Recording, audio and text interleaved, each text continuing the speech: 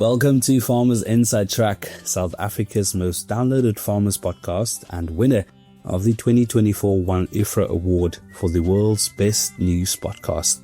I'm your host, Duncan Masiwa. Today in our ABSA Agri Trends series, we focus on the vegetable markets where carrots and onions are driving prices higher despite easing inflation. My colleague Ivor Price unpacks this with ABSA agricultural economists Zama Sangweni and Kensani Mashimbi. And if you consider what happened with carrot supplies, there was a 2-week 50% decline year on year in terms of supplies.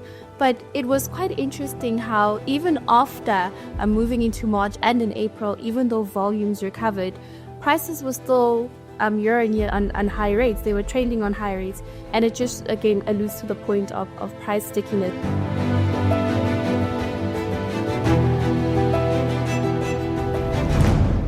Vegetable prices have been rising higher than consumer price inflation.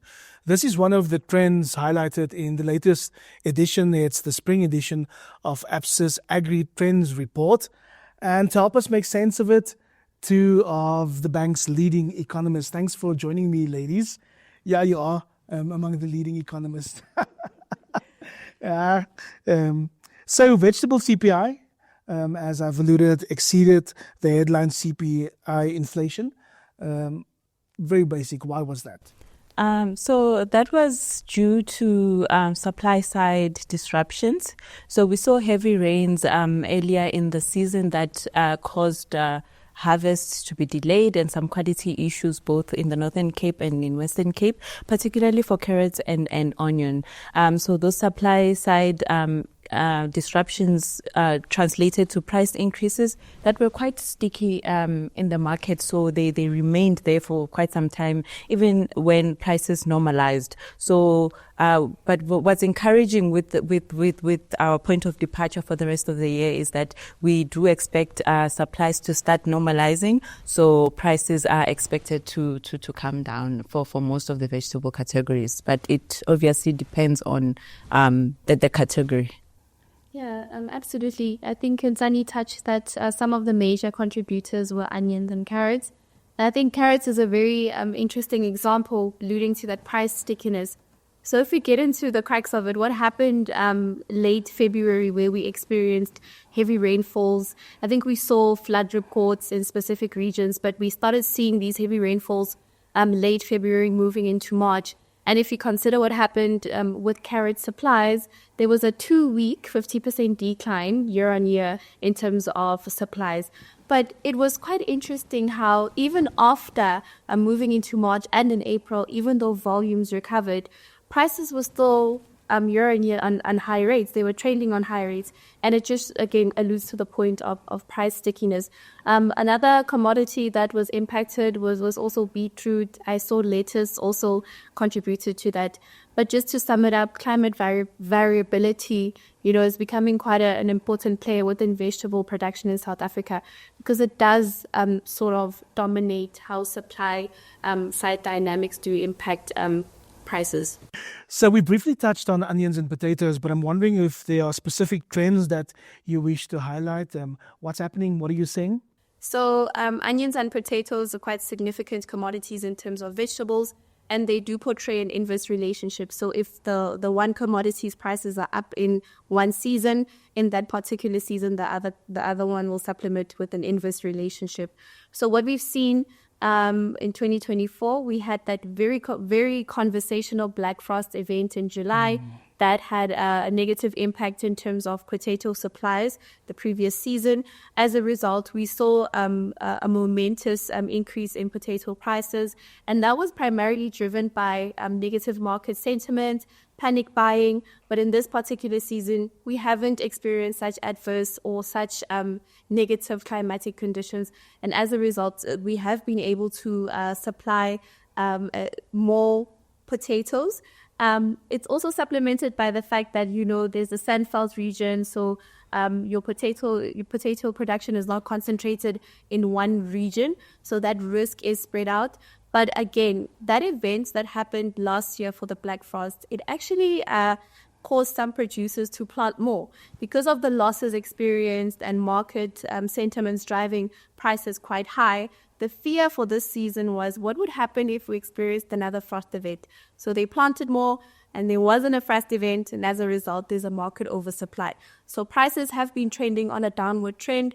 As of mid-August, I think we're sitting at very, very low potato price rates. Average prices are ranging around 3,900 per ton. I think the last time we saw such low prices was back in 2022. But the inverse is happening in terms of onions, right? So they had quite a low price season the previous season. That was due to a market oversupply, but they have reduced their plantings. They reduced it in the previous season for this current season. So there was a market shortage, and that's what has been driving onion prices upwards. I think looking forward, at this moment, Limpopo is doing quite well because it's supported by these favorable climatic conditions. So a lot of volume is expected from Limpopo, which might keep your average seasonal prices lower for potatoes. But I think onions are doing quite well. And Botswana coming in and pulling some of that product in a demand form, we are anticipating seasonal average onion prices to average higher than they did in 2024. Another factor that's been impacting vegetable production, or at least some of the trends, is our relationship with some of our neighbors, particularly Botswana and Namibia. We've seen some bans and all sorts of trade situations and problems there that has impacted local markets, Zama. Yeah, that's true. So I think pre-2025, I think we were sitting at an import ban from Botswana. Botswana is quite an important market, specifically if you're considering your major vegetable commodities such as potatoes and onions. So in the previous season, where we experienced a bit of a market oversupply coming from a high base, in terms of prices, pre-2024, the onion market experienced quite an oversupply, and then prices were under pressure. But that pricing pressure was also perpetuated by the fact that we didn't have exports to Botswana. So in this season, what we've seen, gates opened for vegetable exports to Botswana, and we saw a demand pull a little bit from that country, and that supported current season onion prices. So what happened in this season is that there was a reduction in supplies, but that demand pull from Botswana also assisted in terms of prices. I think if you consider what's happening with Namibia, we are still negotiating very similar to the USA. But what Namibia has been doing in terms of vegetable exports is that they do periodic pauses and bans. So based on economic conditions within their country, and which commodities they require more supplies of or less of, they will then it's a pause and play. So in certain months, you will see, like at the moment, we're currently allowed to export carrots, lettuce, cucumbers. But if you consider commodities such as onions, we're currently on a pause. So it's based on how they are conducting their economic trade in order to regulate what's happening for them domestically, because they raised it quite well. The same issue that Botswana had, to say, we're not going to continue importing from South Africa if it distorts our producers' margins and it dysregulates our domestic economy. So they are similar to China, very inward looking. And I mean, you cannot blame them for trying to protect the economy. But we do note that it does have negative impacts in terms of what we've seen in the previous season to South Africa. So I think a roundtable discussion is warranted to just make sure that, is there a way that we can have continuous exports to those regions, because they're quite important players in how they drive prices in our commodity markets in terms of fish. So many behind-the-scenes conversations are happening between the Department of International Relations, Department of Agriculture, and our neighbors. Kenzie, maybe in closing, your take on the import bans?